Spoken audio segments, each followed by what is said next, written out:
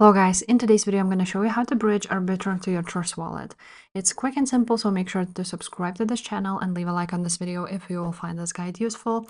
Now you want to go ahead to arbitrum.io and you will see here option bridge to Arbitrum. So you want to click on it.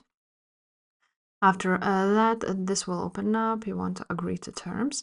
And now you will have an option to connect a wallet. So I'm just going to choose Trust Wallet from here. Click on it. And open this page in Trust. After that, Trust Wallet will open up. And you will see this option, so you want to click Connect. And now you go back to this website, Arbitrum, and you are already connected, basically, with your Trust Wallet. All you have to do is now you can choose an option to select a token, and for example, to select a destination network, and basically from Arbitrum 1 you can go ahead and do these transactions. So that's basically it. If this video was helpful, guys, make sure to subscribe to this channel, and I will see you next time.